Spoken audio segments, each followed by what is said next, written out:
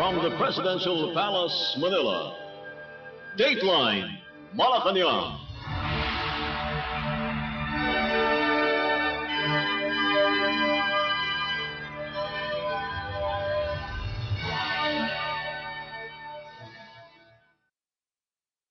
Good day, this is Dateline Malacañang, and here are the news.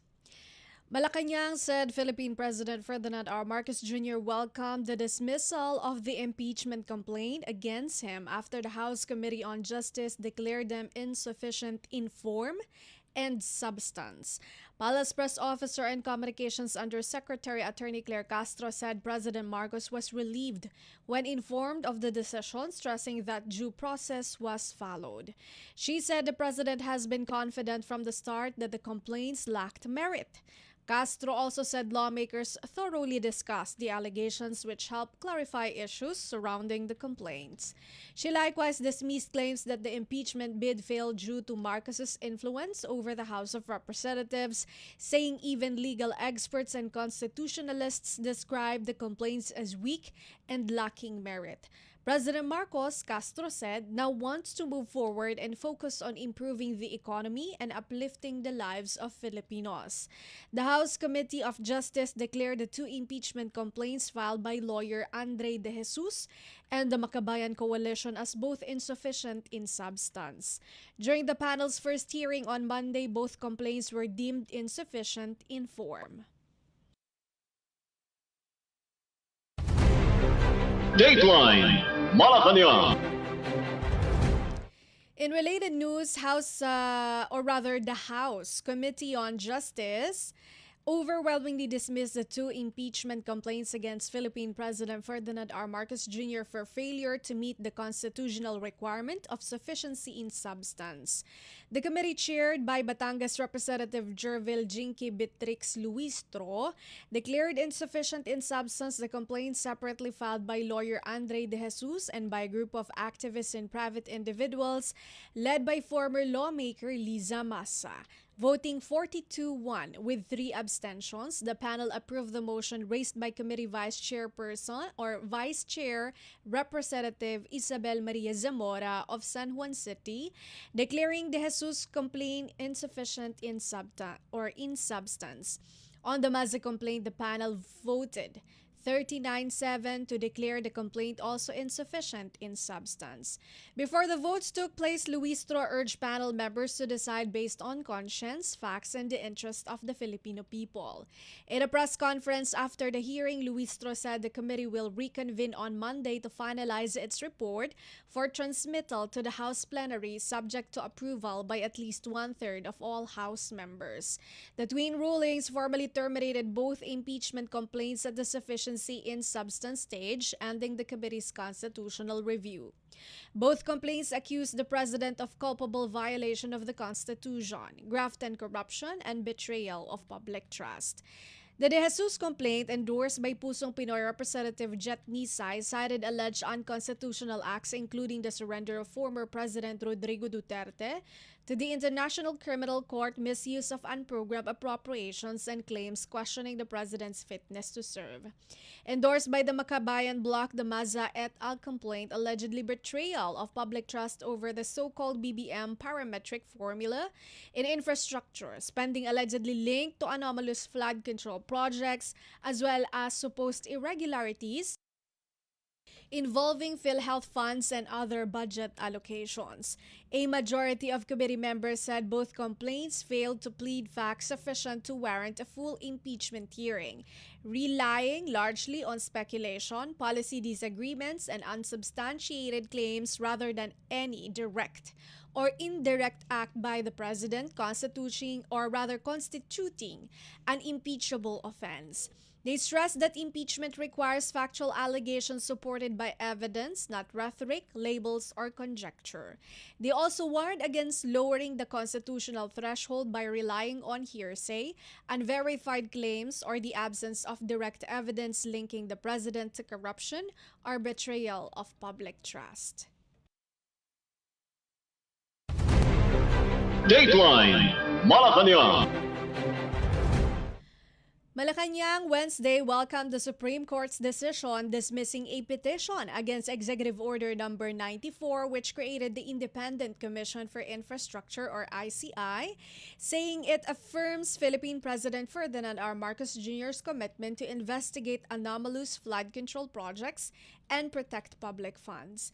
Palace Press Officer and Communications Undersecretary Attorney Claire Castro said the ruling showed the President's good intention to conduct a thorough and independent review of infrastructure projects flagged for possible irregularities.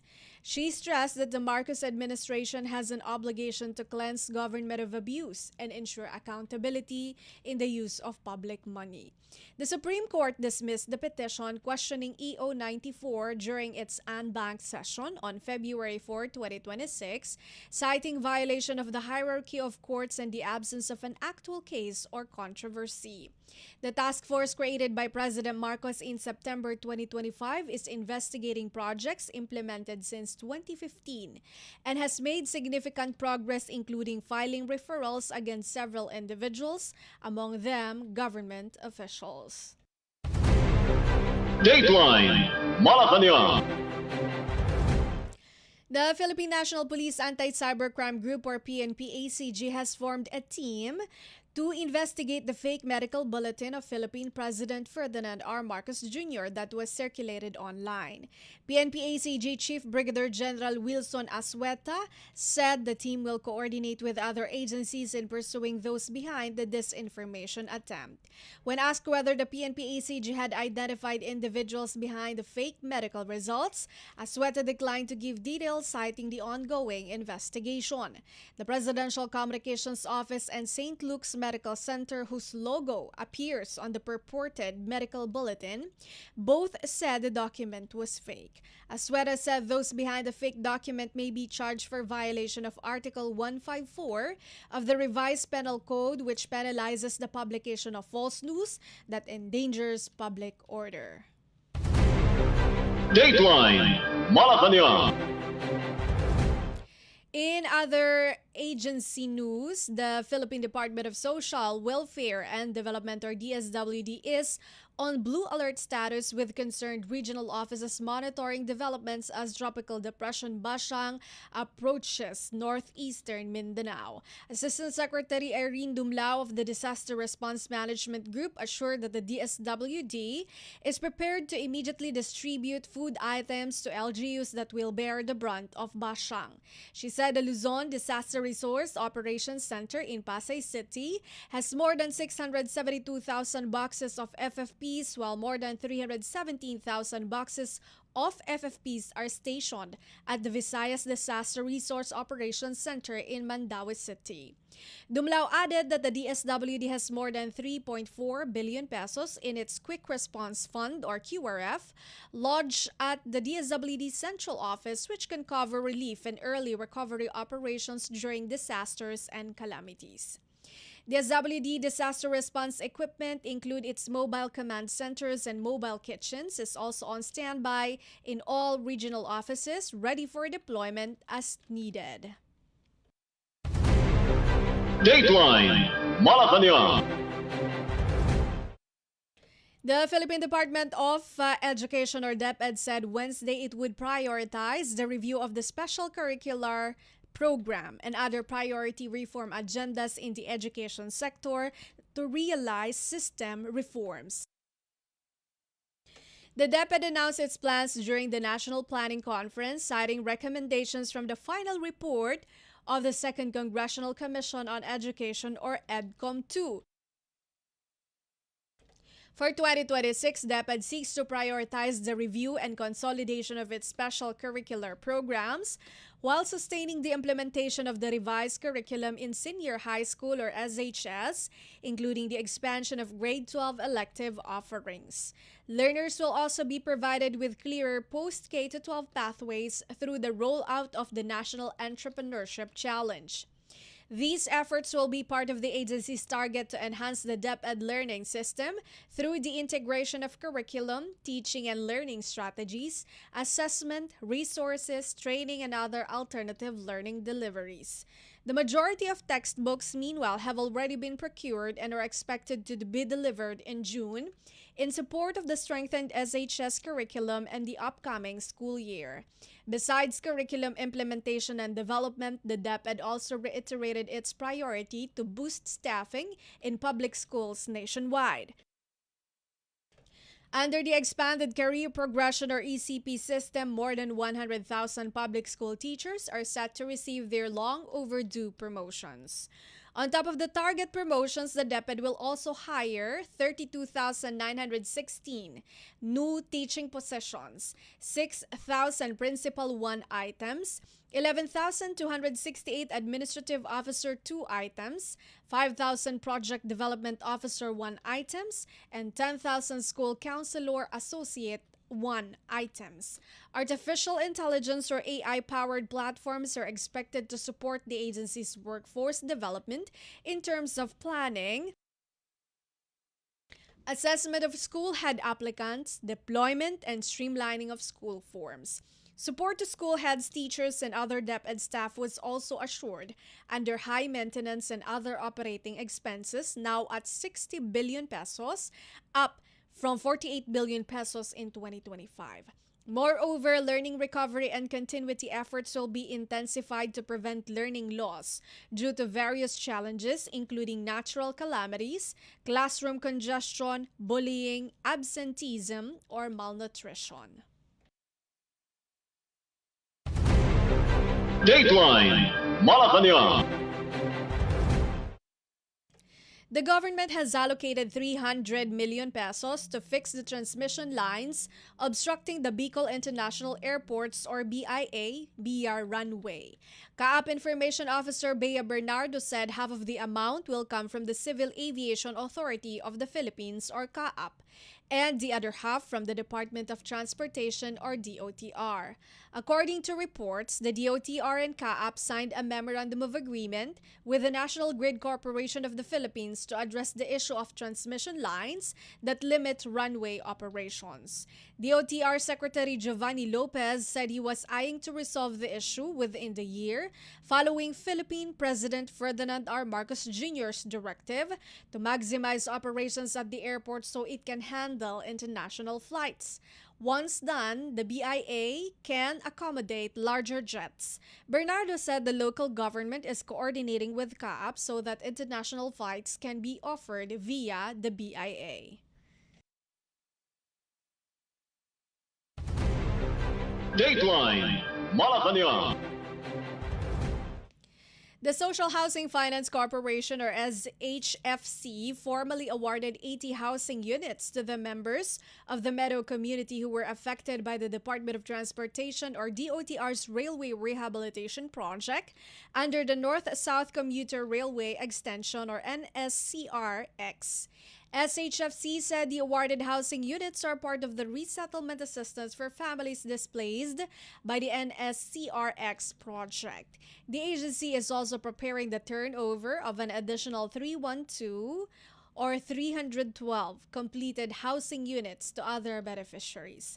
Located in Barangay Langkiwa, the housing project is expected to provide safe and decent homes to about 2,030 families affected by the railway extension project.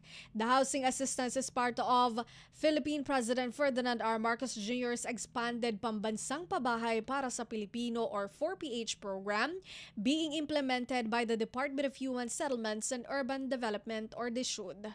SHFC Resettlement Services Group Operations Manager Ren Nakpil, together with Binyan City Mayor Angelo Alonte and DOTR Assistant Secretary Irish Calagwas, led the turnover ceremony in Binyan City.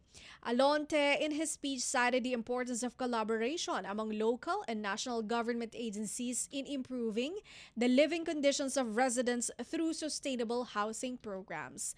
Calagwas, DSUD DOTR Project Management Office Manager Alvid Reyes, and Presidential Commission for the Urban Poor Undersecretary Michelle Ann Gonzalez expressed messages of support and gratitude. The SHFC said it would continue to work closely with the DOTR, local government units, and other government agencies to ensure the provision of safe, affordable, and decent housing for communities affected by major infrastructure projects. Dateline Malacañang. The Bureau of Fisheries and Aquatic Resources, or BFAR, reported Wednesday that aquaculture technology centers have helped increase the production of fry and fingerlings by nearly 10 million in 2025. BFAR recorded a total production of 335.3 million pieces in 2025, up by nearly 10 million from 325.9 million pieces in 2024. In a statement, BFAR National Director Elizer Salilig said the production growth directly benefits fish farmers through better access to quality stocking materials and supports higher aquaculture productivity nationwide. He directed national technology centers and regional offices to sharpen their program focus by identifying lead fish commodities in each region, intensifying field visits, and strengthening the operations of community-based legislated hatcheries to better support local fish farming communities. He also encouraged increased private sector investment by showcasing fisheries harvests and productivity. Salilig said BFAR remains committed to expanding sustainable aquaculture initiatives as part of the government's broader efforts to enhance food security, rural development, and fisheries productivity. Dateline Malacañang. The National Amnesty Commission, or NAC, has so far received 7,758 amnesty applications as of January 26, as it urged eligible former rebels to submit their applications ahead of the March deadline to ensure these are promptly processed. In a Bagong Pilipinas Ngayon interview Wednesday, NAC Chairperson Lea Tanodra Armamento said the majority of applications came from former members of the Communist Party of the Philippines, New People's Army, National Democratic Front, or the CPP-NPA-NDF, with 6,235. This was followed by 1,001 applicants from the Moro Islamic Liberation Front, or MILF, less than 500 from the Moro National Liberation Front, or MNLF, and 92 from the Revolusyonaryo Partido ng Manggagawa ng Pilipinas, or Revolutionary Proletarian Army Alex Bongcayo Brigade. She said for now the deadline for applications for the CPP-NPA is March 13. March 4 for former members of the RPMP, RPA-ABB, MILF, and MNLF. Tanodra Armamento said that there was an approved resolution by the National Task Force to End Local Communist Armed Conflict, NTLF-LCAC, chaired by the President, stating that the application for amnesty would be extended for another 2 years. However, she said this is still pending with the Office of the President, which is still studying the feasibility of its implementation. Tanodra Armamento said applicants with pending cases or warrants of arrest should not hesitate to apply, as the NAC issues safe conduct passes that temporarily suspend the service of arrest warrants while applications are under review. She also explained the humanitarian factor of the safe conduct passes, especially for the elderly who need to undergo medical checkups or visit family members. Meanwhile, Tanodra Armamento clarified that amnesty is evaluated on an individual basis, even for members of groups that have entered into peace agreements with the government. She said applications are verified through coordination with the National Bureau of Investigation, or NBI, the police, the prosecutor's office, and courts before being elevated to the Office of the President for final action. Dateline Malacañang. The Armed Forces of the Philippines, or AFP, reminded all prospective Filipino overseas workers to be wary of accepting job offers that are too good to be true to avoid being deployed to fight in conflict zones. AFP Public Affairs Office Chief Colonel Ceres Trinidad was referring to the incident where Raymond Santos Gumangan, a Filipino citizen from Alcala, Pangasinan, was reportedly captured by Ukrainian troops while fighting for Russia in the ongoing conflict between the two nations.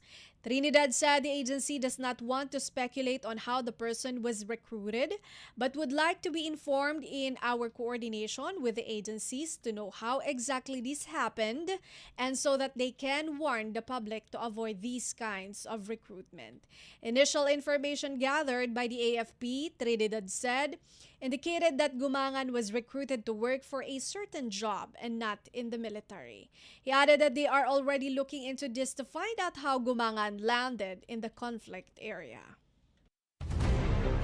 Dateline Malacañang. The Philippine Department of Migrant Workers, or DMW, through its Migrant Workers Office, MWO, in Jeddah, has extended immediate assistance to 3 Filipino nurses involved in a hit-and-run accident in Tabuk, Saudi Arabia on January 31. One of the victims died while the other 2 sustained major injuries. In a news release, the DMW said that following instructions from Migrant Workers Secretary Hans Leo Kakdak, Labor Attaché Fidel Macauyag of MWO Jeddah immediately sent a 4-person team to Tabuk to ensure the victims received proper medical care and assistance. Initial reports showed that 3 nurses were on their way home from Tabuk Park Mall when the incident occurred. The victims, who were then unconscious, were taken by ambulance to King Khalid Civilian Hospital. The car driver has been arrested and is currently under investigation by local authorities. One of the injured nurses was transferred to Riyadh for further medical treatment and surgery. The agency vowed to closely monitor the condition of the injured nurses and remains committed to providing full support to the victims and their families. Dateline Malacañang. The Japanese and Philippine governments on Wednesday signed a 8.175 billion pesos second supplemental loan for the rehabilitation and maintenance of MRT Line 3. The funding seeks to restore MRT 3 to its original as-designed condition, enabling future capacity expansion and ensuring sustained performance. The project covers the replacement of mainline rails, the general overhaul of 72 CKD Tatra light rail vehicles, procurement of body frames and assemblies, and integration with other MRT-3 projects. It also includes the restoration, renewal, or upgrade of such subsystems such as tracks, signaling power supply, overhead catenary, communications and maintenance, and station equipment. The loan agreement was signed at the Department of Foreign Affairs by Japanese Ambassador Endo Kazuya, Japan International Cooperation Agency JICA Chief Representative Baba Takashi, and Acting Transportation Secretary Giovanni Lopez witnessed the signing. Lopez said the project is targeted for completion in October 2027. MRT-3 serves an average of 400,000 passengers daily, totaling more than 140 million riders in 2025 alone. With the upgrades, Lopez said commuters can expect a better commuting experience. Dateline Malacañang. Philippine government, or Philippines and Japanese governments, have agreed in principle on a new treaty that would replace an existing Tokyo-Manila Tax Convention, the Japanese Embassy in Manila said. The agreement was made during the first round of renegotiation of the Philippines-Japan Double Taxation Convention, or DTC. The DTC covers income taxation for citizens and residents of both the Philippines and Japan, and defines how each nation will levy taxes and apply credits for taxes already paid. The Department of Finance, or DOF, said the negotiated treaty is expected to produce a balanced framework that supports cross-border economic activity and safeguards the integrity of both nations' tax systems. The Japanese negotiation team was led by Embassy Minister for Economic Affairs Yokota Naobumi and officials from the Japan Ministry of Finance, while the Philippines was represented by DOF Assistant Secretaries Dakila L. Tin Napao and UV Mil Nina Asuncion, together with Bureau of Internal Revenue BIR Deputy Commissioner Larry Barcelo. The embassy said this is the first time both countries reach a substantive agreement to revise the tax treaty in nearly 20 years, reaffirming mutual trust and their long-standing relationship. Dateline Malacañang. And that is all for today's Dateline Malacañang for Radyo Pilipinas World Service. This has been Bea Gaza-de Guzman. From the Presidential Palace, Manila, Dateline Malacañang.